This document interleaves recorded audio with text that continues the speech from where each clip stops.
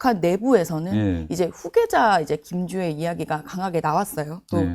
신년에 보셨지만 그 금수산 태양궁전 참배에도 나섰고 그럼 이제 후계자로 뭔가 낙점됐다 이렇게 해석할 수 있는 건가요? 아, 거의나 저는 이제 후계자 궤도에 올라섰다고 봅니다. 왜냐하면 이번에 금수산 태양궁전 그 참배 때 위치가 아주 중요하거든요. 네. 아니, 선녀로서 자기 할아버지와 뭐 선대들에 가서 인사하는 건 당연하죠. 그런데 문제는 정중앙에 세웠습니다. 네. 김정은도 자리를 양보하고 그렇죠. 선녀인 가운데에 김주혜를 가운데에 세웠고, 다른 하나는 더 중요한 건 이거는 뭔가면 북한 주민들 앞에서 자, 이제는 내 딸을 이렇게 선대에 인사시키는 거니까 다음 4대까지 우리 김 씨가 간다는 걸 북한 네. 주민들이 이게 각인시키고 이런 이제 김정은의 계획된 그런 이제 연출이라고 봅니다. 그럼 향후에 이제 후계자가 된다고 가정하면 북한 내에서는 어떤 변화가 생길 거라고 보시나요? 당장 그 백두혈통 세습에도 뭔가 변화가 생기는 건가요? 이런 거예요. 지금 김주혜는 어쨌든 여성이 아닙니까? 그러면 어느 한 순간에 가서 뭐 딱 시집 가겠는지는 모르겠지만, 네. 뭐 시집을 가서 이제 남편이 이제 들어오고 이렇게 되면 혈통이 그럼에도 불구하고 네. 앞으로 다음 세대에 또 김주혜 자녀로 넘어간다라고 가정하면 혈통 구도가 움직이는 거 아니겠습니까? 그렇죠. 그래서 지금 북한은 유럽의 왕실처럼, 유럽의 왕실 같은 경우에는 뭐 딸로 갔다가 아들로 갔다가 해도 혈통은 그대로 가문은 유지하거든요. 영국 네. 같은 경우에도 뭐 엘리자베스 여왕으로 왔다가 지금 찰스로 왔지만은 윈저 가문의 그 구조는 유지하기 때문에 그런 형식을 취하지 않을까. 단 여기서 하나의 변곡점은, 자, 이설주가 만약 이제 그 시집을 가서 계속 지도자지만 이설주에게 남편이 생길 때 그 남자가 그러면 어떤 영향력을 쓰고 어떤 파워를 쓸까? 그 남자의 가문에 대해서 이설주나 김주혜가 컨트롤할 수 있는 그런 가능성이 있을까? 또 새로운 북한 내부에서의 권력 투쟁이 구조가 좀 달라질 수 있겠네요. 수가. 왜 지금까지는 딱 하나의 줄기였는데 네. 이제는 점차 줄기가 남편 쪽으로도 이제 갈 수 있기 때문에, 그래서 향후 이설주대가 정말 이설주가 김주혜가 후계자가 된다면 네. 북한의 정치 구도와 전망은 매우 불안해질 수 있는 그런 가능성도 있다고 보아집니다. 그럼 후계자로 낙점을 한다라고 봐지는 지점은 어떻게 드러나나요? 일단 올해 이제 당장 있게 될 당 9차 대회를 들여다봐야 될 것 같습니다. 네. 아직 이설주는 미성년입니다. 그러니까 미성년자에게 직함을 주자면 결국은 현재 가지고 있는 당헌과 당규를 수정해야 돼요. 미성년자도 되는군요. 결국은 당직을 차지할 수 있다. 그런데 이게 권력을 넘겨주겠다고 미성년자를 당원으로 만들 수 있는 당원 당규를 바꾼다는 건 이건 역사에 없었던 코미디거든요. 이렇게 코미디까지 연출하면서 김제 체제로 밀어붙일까? 전 여기에 대해서는 대단히 좀 의혹적인 그런 이제 시각을 가지고 있습니다. 그럼 조금 더 시간이 걸릴 수도 네, 있다라고 좀 더 시간을 보시네요. 가지고 지켜볼 거다, 이렇게 저는 생각하고 있습니다. 알겠습니다. 현 정부 이제 이재명 정부의 네. 대북 정책에 대해서도 여쭤보고 싶습니다.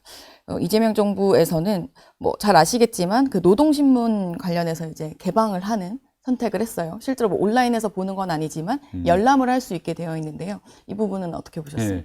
노동신문 열람이 문제는 실제 현실보다는 너무나 이제 크게 부각된 점이 있다고 생각합니다. 현실적으로 노동신문을 열람할 수 있다고 해서 그거 가볼 뭐 국민이 몇 명이나 있을까요? 전문가들도 번거로워서 잘 가지 않는데, 그래서 이제 그건 크게 이제 저는 의미를 부여하지 않고, 네. 사실 남북 간의 통신, 방송, 언론의 상호개방 문제는 전 정부에서도 추진해 오다가 매듭을 짓지 못하고 바통을 넘겨준 이런 이제 문제라고 보여집니다. 그래서 우리가 이렇게 이제 민주주의 의식도 높아졌기 때문에 북한 언론에 대해서 좀 더 개방적인 그런 자세와 모습을 보이는 것은 그만큼 우리가 북한에 대해서 우리 자신의 체제에 대한 자신감을 보여주는 그런 이제 정책이다, 이렇게 생각합니다. 체제에 대한 자신감이다. 네. 그렇다면 최근에 이제 통일부 장관이 네. 표현을 좀 바꾼 게 있죠. 이제 탈북민 대신에 북향민으로 바꿨고, 또 조선민주주의 인민공화국 체제를 존중한다라는 표현이 조금 도마에 오르고 있습니다. 이 발언은 어떻게 보셨습니까? 일단 탈북민을 북향민으로 바꾸자, 이거는 탈북민 사회, 그러니까 당사자들인 저처럼 네. 당사자들인 탈북민 사회의 지지를 받지를 못하고 있습니다. 왜냐하면 탈북이라는 것은 북한 체제가 싫어서 북한 체제에서 이탈했다는 의미가 있거든요. 네. 쉽게 이야기한 북한 체제에 대한 거부감, 적대감을 가지고 있는 표현입니다. 네. 그런데 북향민이라는 건 북한 체제에 대한 적대감을 뺀 이런 표현입니다. 그래서 탈북민 사회에서는 대단히 당사자들은 대단히 반대하고 있는 이런 표현이고, 얼마 전에 이제 정동영 장관이 언급한 조선민주주의인민공화국 체제 존중, 네. 여기서 조선민주주의인민공화국이라는 표현을 빼면 그저 체제 존중이라는 네. 거는 역대 정부가 1991년도부터 유지하던 입장입니다. 현재 그렇죠. 남북이 가지고 있는 현 체제를 존중하면서 평화로 가자. 그런데 문제는 그 앞에다 조선민주주의인민공화국이라는 국호를 써온 겁니다. 네, 그 표현을 쓴 거죠. 그렇죠. 이거는 대단히 헌법과 충돌하는 이제 지점입니다.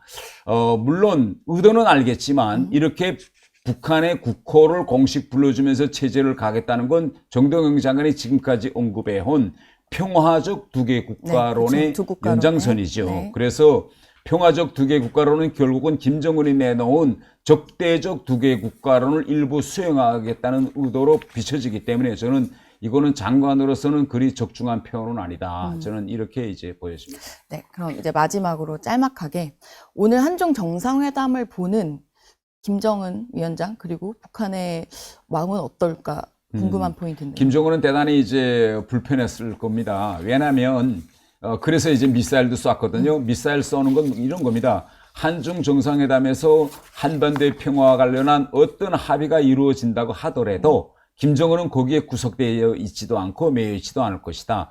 필요한 때 미사일을 쏘고 필요할 때 핵실험도 하고 이렇게 자기 그 북한은 자주적인 국가다라는 걸 이제 보여주고, 다른 하나는 김정은이가 물론 한중이 만나서 회담은 할 수 있지만 왜 하필 새해 벽두에 그것도 새해 첫 업무로 정상회담을 하느냐, 이런 이제 결국은 김정은을 좀 홀대하고 무시하는 거 아니냐, 이런 불편한 마음을 가지고 오늘 한중 정상회담을 바라볼 겁니다. 듣다가 궁금해진 포인트인데, 그럼 이 뭐 베네수엘라 사태도 있고 북한에서는 탄도미사일 발사를 넘어서는 뭐 핵실험이라든가 더 큰 도발을 감행할 가능성도 있다고 보시는 건가요? 지금 북한은 그 핵실험과 같은 그런 무리한 큰 도발까지는 안 갈 것 같습니다. 왜냐하면 지금 현재 북한이 하고 싶어하는 제일 큰 일은 우크라이나 전쟁을 이용해서 좀 더 재래식 무기를 많이 만들어 러시아에 보내고 네. 돈을 좀 버는 거예요. 그런데 한반도 정세가 긴장하면 북한 무력을 그렇게 정예 무력을 우크라이나, 러시아 전선 쪽으로 보낼 수도 없고 여러 가지 제약이 많거든요. 그래서 겉으로는 좀 호풍을 치면서 떠들더라도 내심으로는 돈을 좀 벌여서 실속 있는 그런 일을 챙기자. 이게 김정은의 전략인 것 같습니다. 네.